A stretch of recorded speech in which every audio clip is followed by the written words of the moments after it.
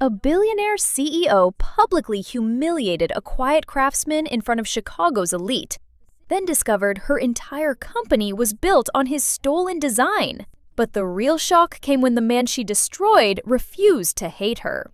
One rainy night, surrounded by betrayal, secrets, and a collapsing empire, she realized the poorest man in the room was the only honest one left, and what happened next changed both of their lives forever.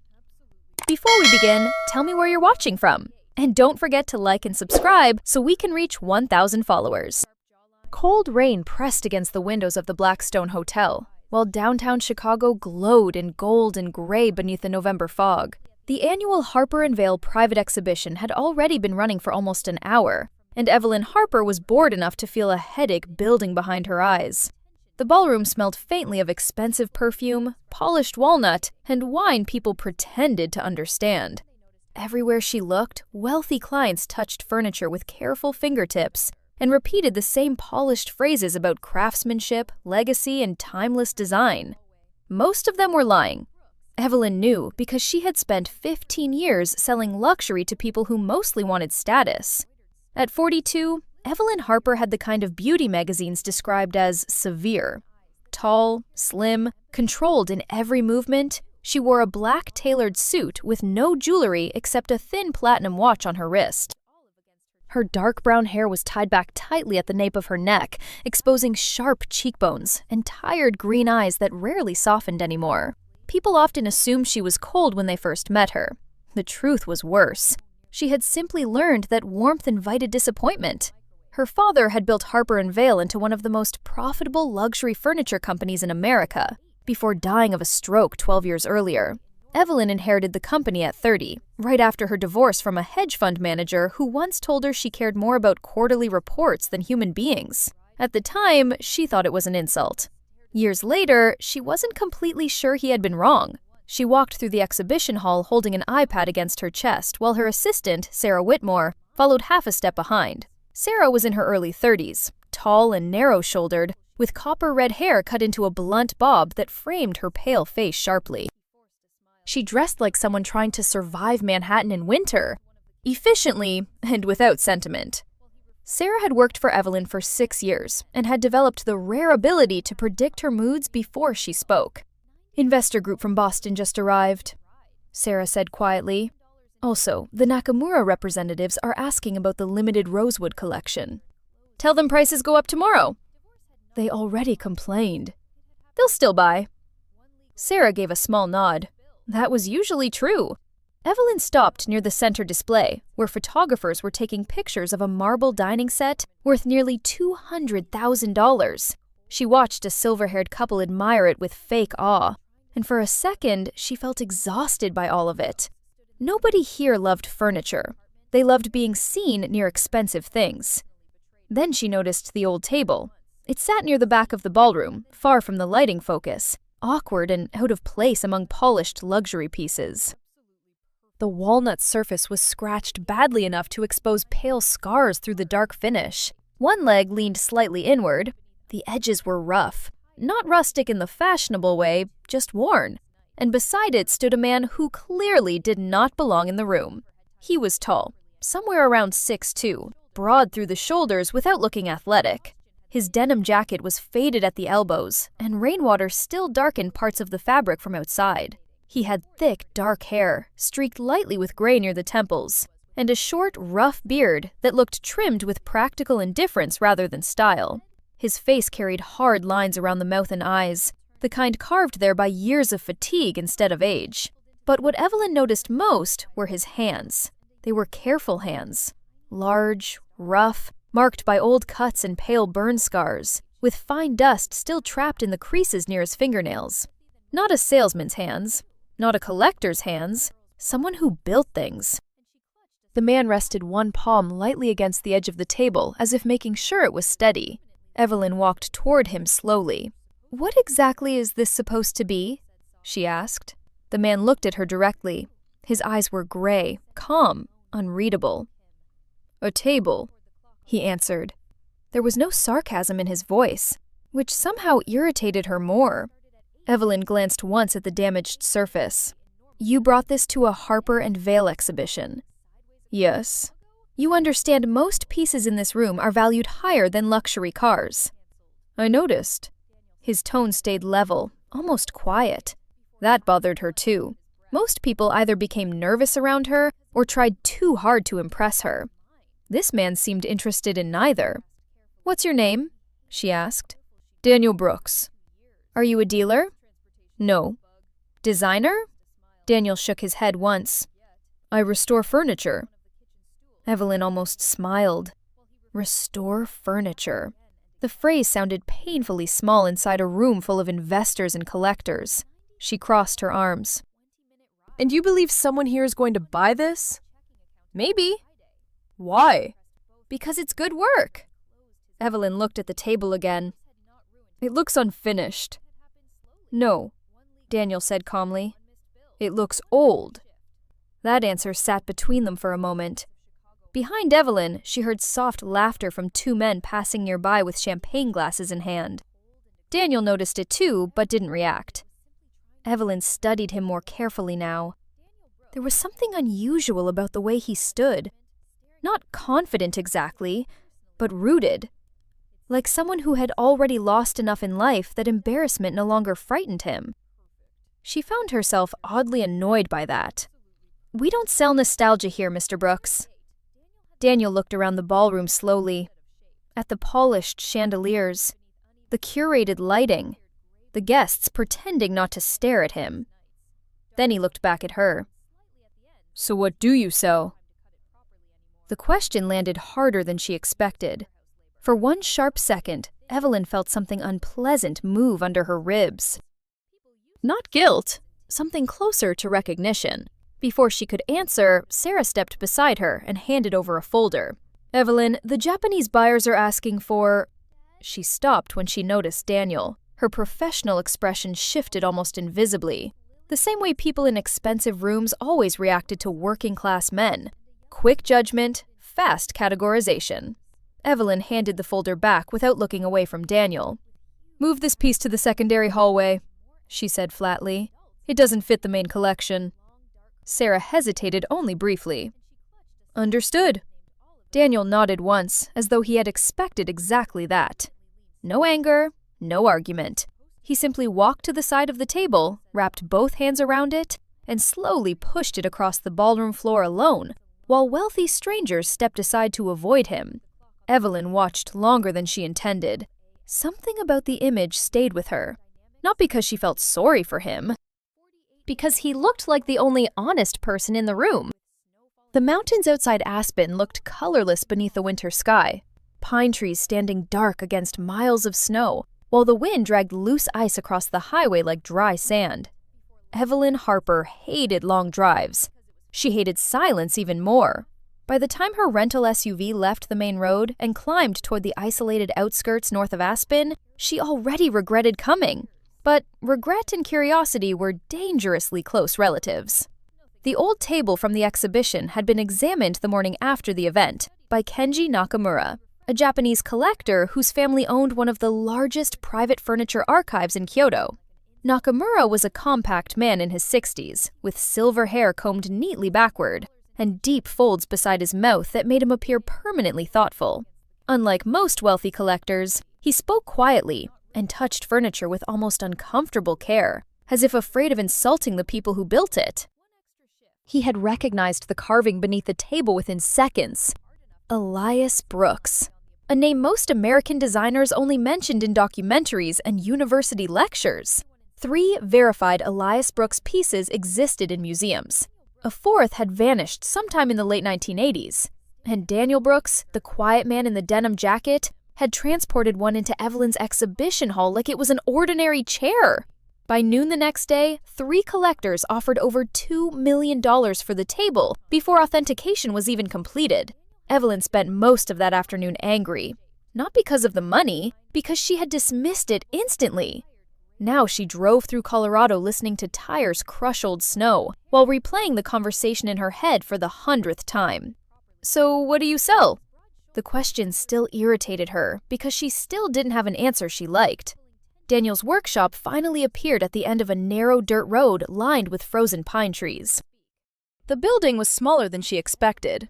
Old cedar siding, rusted chimney pipe, a sagging porch buried halfway in snow. No signs, no delivery trucks, no employees. Nothing about the place suggested money. A large black dog lifted its head from beneath the porch as Evelyn stepped out of the SUV. The animal was old, probably 12 or 13, with white fur spreading around its muzzle, and cloudy brown eyes that looked tired but alert. A scar cut through one ear. The dog studied her for a second, decided she wasn't dangerous, then rested its head back onto its paws. Inside the workshop, the smell of pine dust and machine oil filled the air. Daniel sat near the back window, repairing a wooden rocking chair. Snowlight fell across his shoulders while he worked, sandpaper slowly along the curved armrest. He wore a dark thermal shirt with the sleeves pushed up past his forearms, exposing faded burn marks near one wrist. An old radio somewhere in the corner played low jazz through static. He looked up once when she entered. No surprise, no smile either. "You found the place," he said. Evelyn removed her gloves carefully. "You don't exactly make it easy." Daniel nodded toward the chair across from him. "Most people don't come unless they mean to." She sat without asking permission and glanced around the workshop. Hand tools covered one wall in perfect order. Chisels, clamps, carving knives polished from years of use. Every surface carried signs of work instead of decoration. There was also a photograph near the window. A younger Daniel stood beside a dark-haired woman leaning against him, both covered in sawdust and laughing at something outside the frame. Evelyn noticed he had shaved back then. "You knew the table was valuable," she said. "I knew it mattered." "That's not the same thing." "It is to me." Evelyn crossed her legs slowly. Do you understand what people are offering for it? "I heard numbers." "And you're still here fixing rocking chairs." Daniel continued sanding the wood. "Somebody has to." The answer annoyed her immediately. People always wanted something. Recognition, attention, power. Daniel spoke like a man who had stepped away from all of it voluntarily, and Evelyn couldn't decide whether she respected that or thought it was stupid. "You could sell one table and retire." "I already work where I want to work." "That's not what I mean." "I know." His calmness made her feel strangely aggressive. Evelyn stood and walked deeper into the workshop. Near the far wall sat a half-restored cabinet with delicate floral carvings along the doors. Beside it lay handwritten notes and tiny jars filled with different wood stains. "You do all this alone?" she asked. "Yes." "No assistance?" "No." "That doesn't seem efficient." Daniel gave a quiet laugh at that. The sound surprised her because it made him seem younger for a second. "Efficient for who?" Before she answered, the workshop door opened behind them. An elderly woman stepped inside, carrying a cardboard box wrapped in cloth. She was short and heavy-set, with thick gray curls escaping from a knitted hat. Her cheeks were red from the cold, and she walked with a slight limp that forced one shoulder lower than the other. "Morning, Daniel," she said warmly. Then she noticed Evelyn and paused. The old woman's eyes moved over Evelyn's expensive coat, leather boots, and polished posture with quick rural suspicion. Daniel stood immediately and took the box from her hands before she could fully lift it onto the table. "This is Evelyn," he said. "She's from Chicago."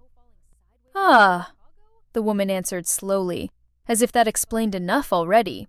Her name was Margaret Doyle.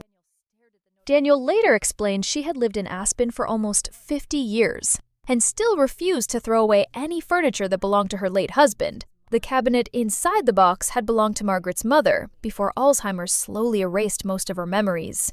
Daniel had been repairing it for free for nearly 3 weeks because one drawer kept collapsing inward. Margaret touched the repaired edge carefully. "You fixed it." "Told you I would." "You undercharged me again." Daniel shrugged. "You brought pie last time." "That pie was terrible." "It was still pie." Margaret laughed loudly enough to fill the workshop. Evelyn watched the exchange quietly. No performance, no salesmanship, No transaction hidden beneath politeness. Daniel treated the woman like she mattered. That should not have surprised Evelyn as much as it did. After Margaret left, the silence returned. Snow tapped softly against the windows. Evelyn looked toward the old photograph again. "Your wife?" she asked. Daniel's hands stopped moving for the first time since she arrived. "Yes." "What happened?" For several seconds he said nothing. Then he set the sandpaper down carefully beside the chair. "Cancer," he answered simply. No drama in his voice, no invitation for sympathy, which somehow made the word heavier. Evelyn suddenly understood something about him then, the stillness, the distance, the way he never rushed his movements. This was a man who had already watched something important disappear slowly in front of him. People like that either became cruel or quiet. Daniel had chosen quiet. Outside, wind pushed snow against the porch, while the old black dog lifted its head again toward the darkening sky. And for the first time in years, Evelyn Harper realized she had entered a room where money gave her absolutely no advantage at all. Chicago rain turned the windows of Harper & Vale headquarters into blurred sheets of gray, while traffic lights flickered below like distant warning signals through the storm. Evelyn returned from Colorado on a Thursday morning and walked straight into a board meeting that already felt hostile before anyone spoke. The executive conference room occupied the top floor of the Harper & Vale Tower, overlooking the river. Glass walls, Italian stone floors, a 20-foot walnut table polished so perfectly it reflected the ceiling lights like black water. Evelyn used to love this room because it made people nervous. Now it only made her tired. 7 board members sat waiting as she entered. Most of them were older men who had spent years learning how to disguise greed behind business vocabulary. Expensive watches rested beside crystal water glasses. Smiles appeared and vanished with professional precision. Marcus Hale sat closest to Evelyn's chair. He was 58, lean and silver-haired, with a narrow face that always looked carefully composed. Marcus dressed conservatively, even by corporate standards. Dark suits, muted ties, polished shoes without visible branding. He had worked beside Evelyn's father for over 20 years, before becoming Harper & Vale's chief financial officer. After her father died, Marcus became the person Evelyn trusted most inside the company. Or thought she did. Marcus had the rare ability to speak calmly while dismantling people piece by piece. Younger executives feared him because he never raised his voice. Older investors respected him because he understood numbers better than almost anyone in the industry. After surviving a brutal bankruptcy early in his career, Marcus developed a philosophy he repeated often. Sentiment destroys businesses faster than debt. Evelyn once admired that about him. Now she wasn't so sure. "We reviewed the Colorado proposal," Marcus said as she sat down. "There are concerns." "Meaning?" A board member named Richard Voss leaned back in his chair before answering. Richard was broad-faced and pink-skinned from decades of expensive alcohol and private golf clubs. His father had owned steel factories in Pennsylvania, and Richard inherited both the money and the permanent arrogance that came with never struggling publicly. "This Brooks partnership feels small," Richard said. "We built Harper & Vale on aspiration. Wealthy clients don't spend $50,000 because some lonely craftsman repaired furniture in the mountains." Across the table, another executive nodded immediately. "We sell image," she added, "not grief." Evelyn stared at them quietly. 1 week ago, she would have agreed. That realization unsettled her more than the meeting itself. She opened the folder in front of her slowly. The Elias Brooks table already generated over $2 million in private offers before authentication. "Temporary hype," Richard replied. "Luxury buyers get emotional for a few weeks, then move on." "No," Evelyn said. "They move on when everything feels manufactured." Marcus folded his hands neatly together. "Evelyn, nobody's questioning the value of the table itself. The concern is your attachment to the man." The room became very still after that sentence. Evelyn felt irritation rise immediately. "Meeting?" Marcus held her gaze calmly. "You came back from Colorado talking about authenticity like it's a business model." "It should be." "It isn't." The answer came too fast. That bothered her. Marcus continued. Harper & Vale operates because clients trust the brand. They do not care who carved the wood or repaired the joints. They care about exclusivity. Evelyn thought about Daniel repairing Margaret Doyle's cabinet with patient concentration, while snow covered the workshop windows. No cameras, no contracts, no audience. Just work done properly because someone cared. For the first time in years, the language inside this room sounded hollow to her. I'm approving the partnership, she said finally.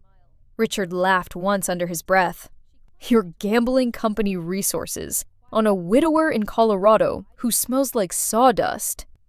Evelyn looked at him sharply enough that he stopped smiling. Meeting adjourned, she said. Nobody moved immediately. Marcus studied her for several seconds before gathering his papers. Careful, Evelyn, he said quietly. Businesses collapse slowly before they collapse all at once. By evening, the rain had grown heavier. Sarah Whitmore entered Evelyn's office carrying 2 folders and an expression that already signaled trouble. She closed the door carefully behind her. You need to look at this. Evelyn barely glanced up from her laptop. If this is about the Denver investors, it's accounting. That got her attention. Sarah placed the folders onto the desk. Her pale face looked tighter than usual. The sharp confidence she normally carried had cracked slightly around the edges. Evelyn opened the documents. Quarterly revenue reports, transfer authorizations, internal projections. At first, nothing looked unusual. Then she noticed the duplicated vendor numbers. A cold feeling spread slowly through her chest. Who reviewed these? Evelyn asked quietly. Marcus signed all approvals. For nearly an hour, they went through everything together, while thunder rolled somewhere above downtown Chicago. The deeper Evelyn looked, the worse it became. Funds redirected through shell suppliers. False inventory inflation. Internal acquisition forecasts leaked months early. Someone inside Harper & Vale had been feeding information to outside buyers for almost a year, and every trail pointed toward Marcus Hale. No, Evelyn whispered eventually. Sarah remained silent. Evelyn stood abruptly and walked toward the windows. Rainwater streamed down the glass 50 floors above the city, while headlights crawled below through flooded streets. Marcus had attended her father's funeral. Marcus taught her how to read acquisition contracts when she was 31 and terrified after inheriting the company. Marcus once told her, never trust people who need to be loved by everyone in the room. And all this time, he had been negotiating behind her back. Sarah spoke carefully from behind her. There's more. Evelyn turned. Sarah slid one final document across the desk. A preliminary acquisition agreement. Harper & Vale would be sold to Blackwell Capital, a private investment group known for buying luxury brands and gutting them for mass production. Evelyn read Marcus Hale's signature twice before the reality settled properly into her body. Her knees suddenly felt weak. He was going to sell the company, she said. Sarah nodded once. He already started. The office became unbearably quiet after that. Around 9:30, the building emptied almost completely. Assistants went home, elevators stopped moving, the cleaning staff worked somewhere far below. Evelyn remained alone inside her office, staring at contracts she no longer recognized. She tried calling Marcus 3 times. No answer.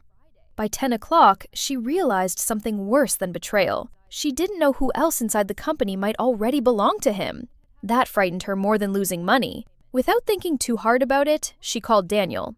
He arrived almost an hour later, wearing the same dark coat from Colorado, rainwater still clinging to the shoulders. He looked strange inside the polished corporate tower, like someone from a different world accidentally stepping into the wrong building. But when he entered the office, Evelyn felt herself breathe easier anyway.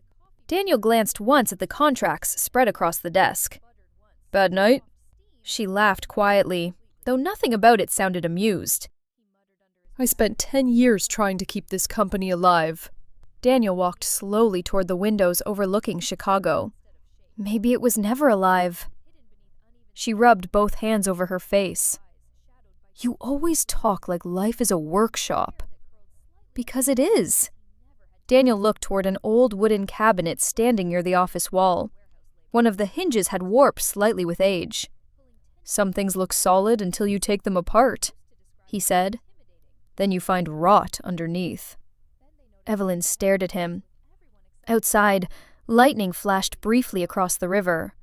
And for reasons she didn't fully understand, that simple sentence broke something inside her. Not the businesswoman, not the CEO, just the exhausted woman underneath both. For the first time in years, Evelyn Harper cried in front of another person. Daniel didn't move closer immediately. He simply stayed where he was and let her keep what little dignity she still had left, which somehow made her trust him more. The basement archive beneath Harper & Vale smelled like paper, dust, and old air that had not moved properly in years. Evelyn stood alone between rows of gray metal shelves while fluorescent lights buzzed overhead with a faint electrical hum. Outside, Chicago was still awake somewhere above her, but down here, the city felt very far away. It was almost midnight. She should have gone home hours ago. Instead, she kept searching. After Marcus Hale disappeared from the office without answering calls, Sarah had quietly given Evelyn access to old acquisition files from the late 1990s. Most were routine contracts: designer buyouts, manufacturing agreements, property transfers, numbers and signatures, corporate archaeology. Then Evelyn found Daniel's name. At first, she thought it had to be another Daniel Brooks, but the address listed beside the contract was Manhattan, West 23rd Street, and attached to the folder was a photograph. A younger Daniel stood beside a prototype chair inside a photography studio flooded with white light. He looked maybe 27, clean-shaven, leaner, dark hair longer back then, falling slightly over his forehead. He wore a charcoal button-down shirt rolled at the sleeves, while speaking to someone outside the frame with visible intensity. Even through the old photograph, Evelyn could see the difference in him immediately. He looked ambitious. Not arrogant, not greedy, just alive, in a way the man in Colorado no longer allowed himself to be. She lowered herself slowly into a chair near the archive desk and kept reading. The chair design had originally belonged to Daniel Brooks Design Studio, a small independent furniture company that existed for less than 3 years before disappearing completely. According to the documents, Harper & Vale purchased full ownership rights to the design 20 years earlier for $400,000. Evelyn stared at the number. The chair later became the foundation of Harper & Vale's national expansion. Millions had been made from it. She turned another page and found medical transfer documents attached accidentally to the contract records. Hospital invoices, emergency surgery estimates, insurance rejection notices. A woman named Claire Brooks. Her chest tightened. Suddenly, the timeline made horrible sense. Evelyn leaned back slowly, feeling something cold settle into her stomach. Her father had known. He had negotiated with a desperate man whose wife was dying, and Daniel had signed anyway because he needed the money fast enough to keep her alive. The fluorescent lights suddenly felt too bright. For several seconds, Evelyn simply sat there staring at the old paperwork, while memories of her father moved through her head with uncomfortable clarity. Charles Harper had been admired by almost everyone who worked for him. Tall, broad-shouldered, silver-haired before 40, he possessed the kind of charm that made waiters remember his name and investors forgive dangerous decisions. He grew up poor in Cleveland and built Harper & Vale through ruthless discipline that bordered on obsession. Evelyn remembered him sleeping in his office during expansion years, and once missing Christmas dinner because a manufacturing deal in Boston needed closing before midnight. He loved winning more than resting. Maybe more than loving people properly. As a child, Evelyn admired that about him. As an adult, she inherited it. She closed the file slowly. Then she drove to Colorado. The highway through the mountains was nearly empty at night. Snow reflected her headlights in pale silver waves, while frozen pine forests passed beside the road like shadows. Evelyn barely remembered the drive afterward. Her mind kept replaying the same sentence again and again. He signed because he had no choice. Daniel's workshop still had light in the windows when she arrived shortly after 3 in the morning. The old black dog lifted its head from the porch again as her car stopped. This time, the animal recognized her immediately and didn't bark. Inside, Daniel sat at the workbench, repairing a cracked cabinet door beneath a hanging brass lamp. Soft jazz played quietly from the same old radio. He looked up once when she entered and immediately understood something was wrong. "You drove all night," he said. Evelyn dropped the archive folder onto the table hard enough to scatter wood dust. "Why didn't you tell me?" Daniel looked down at the papers. For the first time since she met him, real emotion crossed his face before he hid it again. He removed his glasses slowly and set them beside the lamp. "That was a long time ago." "My father bought your designs while your wife was dying." Daniel remained silent. Evelyn felt anger rising again, though she no longer understood exactly who she was angry at. "He took advantage of you." "No," Daniel said quietly. "I signed the contract." "Because you were desperate?" "Yes." The honesty of the answer made her feel worse. Daniel stood and walked toward the small kitchen counter near the back wall. His movements looked slower tonight, heavier somehow. He filled the kettle with water. Evelyn watched him carefully now, noticing details she missed before. The slight stiffness in his shoulders, the habit of pausing briefly before standing fully upright. Grief aged people in strange places. "You disappeared after that contract," she said. "The surgery failed 3 months later." His voice did not shake. That almost hurt more. Evelyn looked toward the photograph near the window again. Claire Brooks laughing beside him in the old workshop. "She was beautiful," Evelyn said quietly. Daniel nodded once. Claire had dark curls, sharp eyes, and the kind of smile that looked impossible to fake.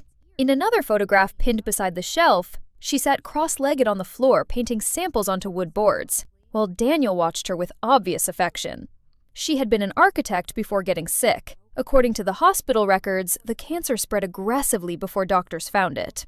"She used to say I worked too much," Daniel said while waiting for the water to boil. "Back then I thought success could fix almost anything." "And now?"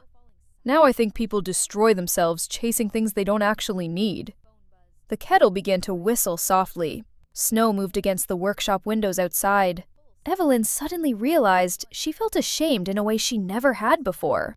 Not personally guilty for what her father did, but connected to it nonetheless. Harper and Vale existed partly because a dying woman needed surgery money. Daniel handed her a cup of black coffee. Their fingers touched briefly.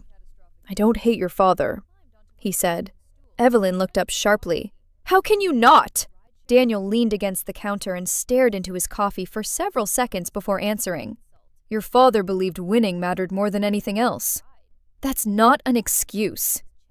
"No," Daniel agreed. "It isn't." He took a slow sip. "But people like that are usually lonely long before they realize it." The sentence settled heavily into the room. Evelyn thought suddenly of her father eating dinner alone in his office night after night while contracts piled around him.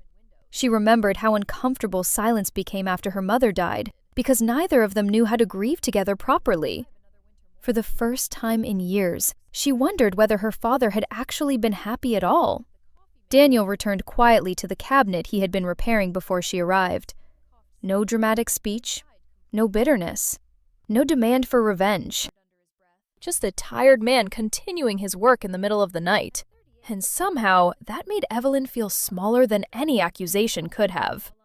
Snow drifted across downtown Chicago in slow white spirals, while the windows of the Harper and Vale Gallery reflected a city trying very hard to look untouchable.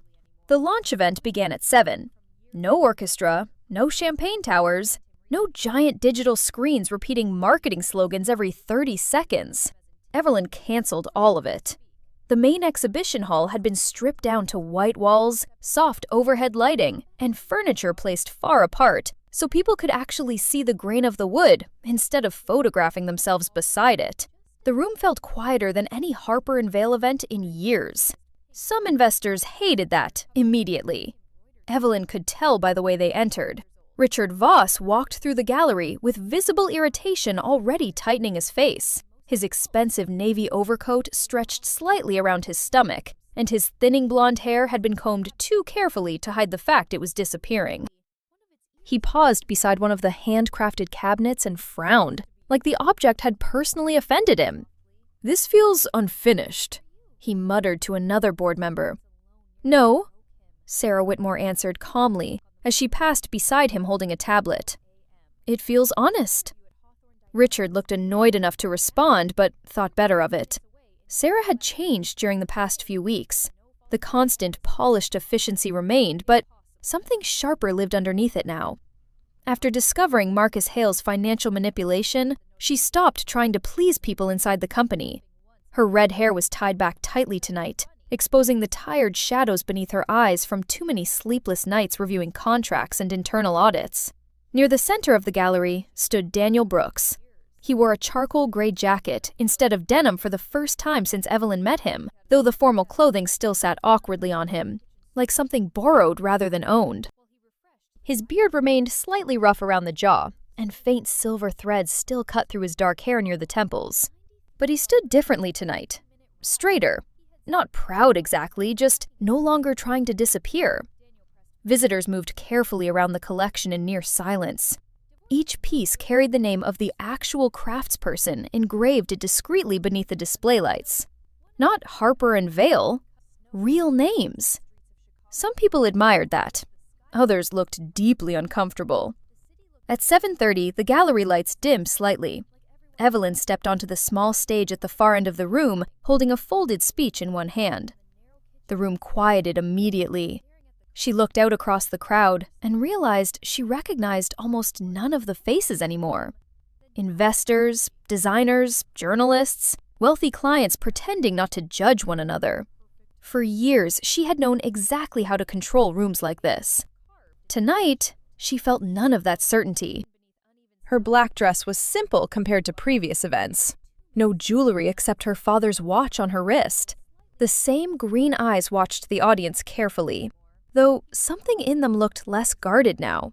She unfolded the prepared speech once, then set it aside. A faint shift moved through the room. Evelyn took a slow breath. 20 years ago, she began, Harper and Vale purchased a furniture design from a young designer in New York named Daniel Brooks.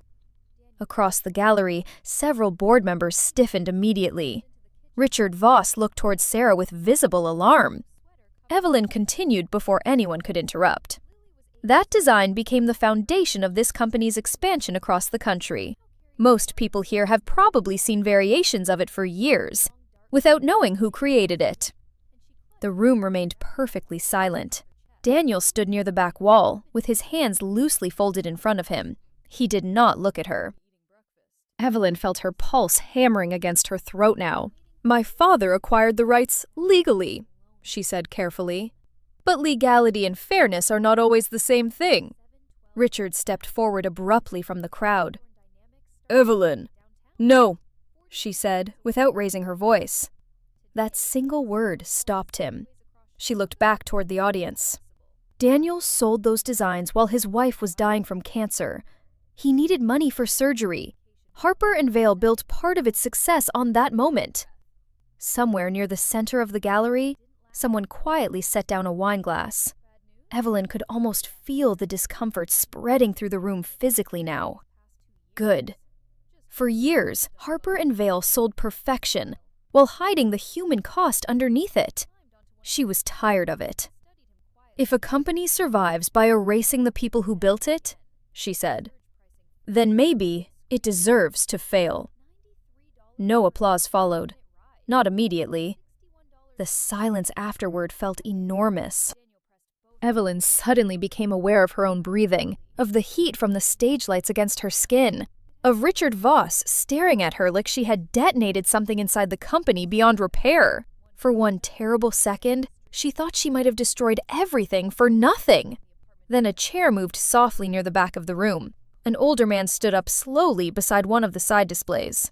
His name was Walter Green, a furniture maker from Boston invited quietly by Daniel weeks earlier. Walter was nearly 70, thin as wire, with heavy brows and rough carpenter's hands permanently bent from arthritis. A scar crossed the bridge of his nose from an accident in a machine shop when he was 23.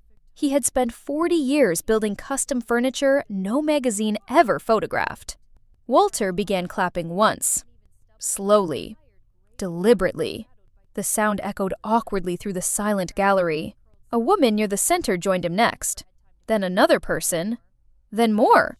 Not loud applause, Not dramatic. just people standing one after another. Evelyn looked toward Daniel. He still wasn't smiling, but for the first time since she met him, the exhaustion she always saw on his face had loosened slightly, as though some invisible weight had finally shifted off his shoulders. 3 months later, Harper & Vale officially canceled negotiations with Blackwell Capital. Marcus Hale resigned before formal charges could be filed against him, and vanished from public business circles almost immediately. Richard Voss sold most of his shares after losing influence on the board. The company changed slowly after that. Production numbers dropped intentionally, prices rose, mass manufacturing contracts disappeared. Craftspeople signed their own work now. Some investors called the strategy suicidal, but clients waited months for pieces anyway. Evelyn spent more and more time in Colorado. At first she told herself it was for work. Then she stopped pretending. One winter evening, a blizzard knocked out electricity across most of Aspen.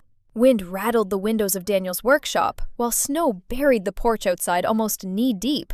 The old black dog slept near the fireplace, too old now to react much to storms anymore. Daniel sat beside the fire, repairing a damaged wooden chair beneath lantern light. His large hands moved slowly across the cracked frame, while shadows shifted along the walls behind him. Evelyn sat nearby, wrapped in a heavy wool blanket, listening to the storm outside. "You think that chair's still usable?" she asked quietly. Daniel studied the broken wood for a moment. "Yes." "Even like that?" He nodded once. "Things don't have to be perfect to still deserve keeping." Evelyn looked at him across the firelight. This time, she understood exactly what he meant, and neither of them looked away. Sometimes, God doesn't send miracles as money or success. Sometimes, He sends people who quietly change the way we see life, pain, and each other. If this story touched your heart, share where you're watching from and what parts stayed with you most. Don't forget to like, comment, and subscribe. May God bless you, protect your family, and bring peace to your life, no matter what you're carrying today.